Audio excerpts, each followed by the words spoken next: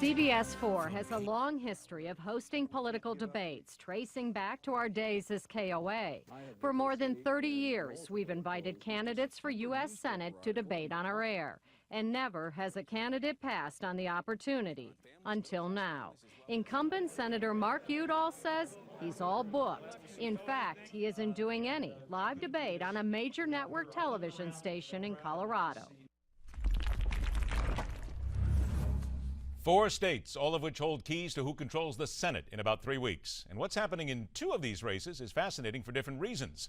One with truckloads of outside money pouring in, another where Republicans could be poised to win in a state where more people are getting high legally than ever before. Let us welcome to MidPoint the Executive Vice President of the Center for Defense of Free Enterprise, Ron Arnold, joins us today. Ron, thanks so much for being here.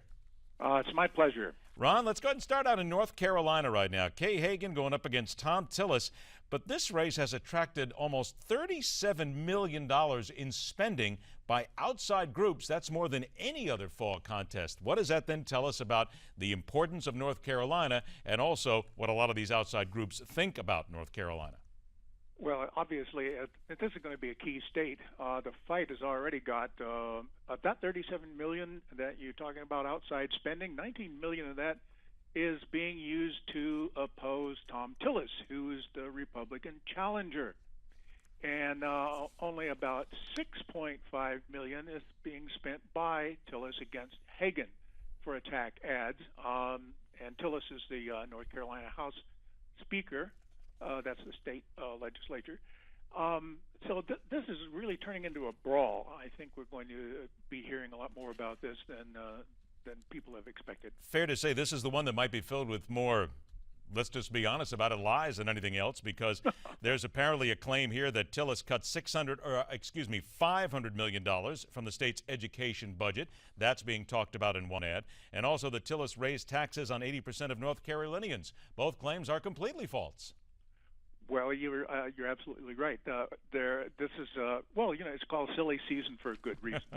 But Tillis has attacked Hagan for supporting President Barack Obama and his policies, and he's focusing in on the Affordable Care Act or the non-existent Care Act, depending on which side of the argument you're on.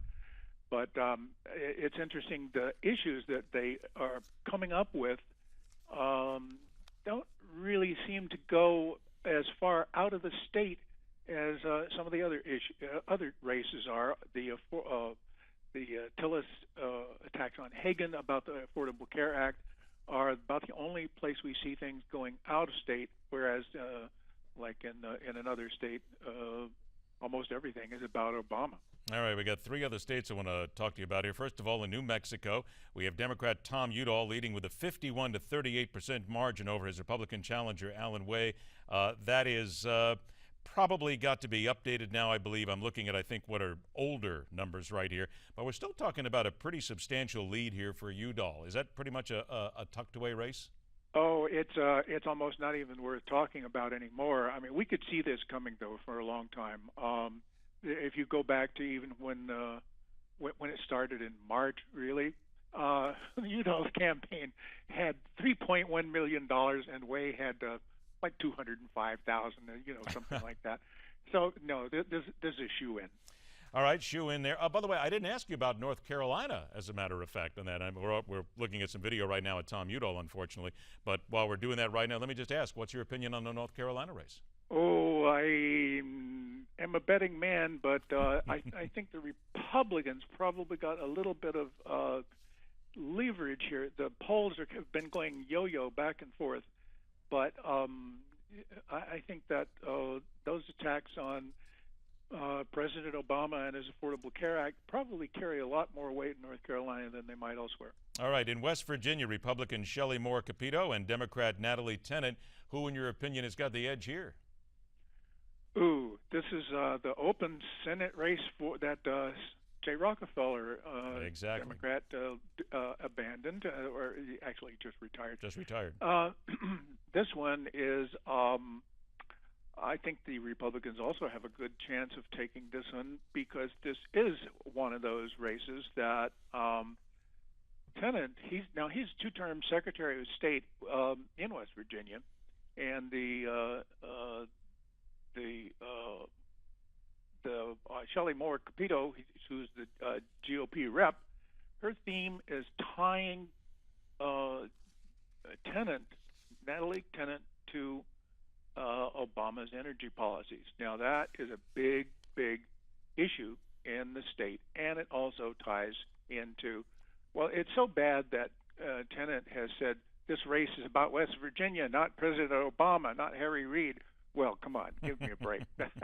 In West Virginia, it's about Obama. All tying it in there. Less than a couple of minutes we have left here. I left the best for last.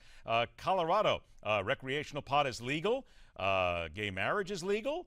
It would seem to be easy for the liberals, but Mark Udall, he's got himself quite a fight on his hands. There are people believing that actually this state may go Republican. That's astounding for Colorado. Well, it is, and especially his opponent is Congressman Cory Gardner.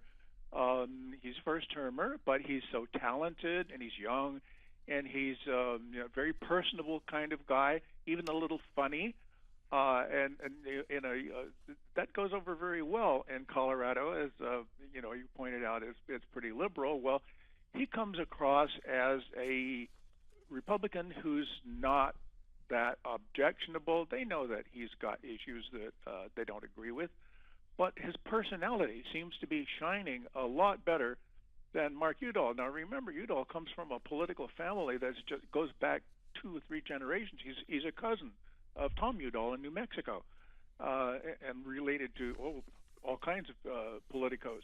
But he's actually fading in this issue. It's been neck and neck. And nobody's really willing to call it for Cory Gardner yet, but I'll put some money on him. Okay, wait a minute then. If nobody's going to be willing to call it, I'm going to ask you. I'm going to make sure you get 4. Who's your pick? My pick is Cory Gardner on this one. All right, we just got to make sure, because now that we get her, frankly, as someone who lived in Colorado for a short amount of time, to even think that they would go Republican is just astounding. But then again, I guess some people will say that's what happens when you have recreational marijuana. It's another joke altogether. Ron, it's always a pleasure to have you on the show. Thank you so much for your opinions. I'm sure we'll talk again. Okay, thanks. All right, later on this hour, why most nations are hesitant under any circumstance to get involved in the potential quagmire that is Syria. And after the break, the debut of an automotive marriage made in heaven or hell, depending on your investment position, of course. That's coming up next, right here on MidPoint.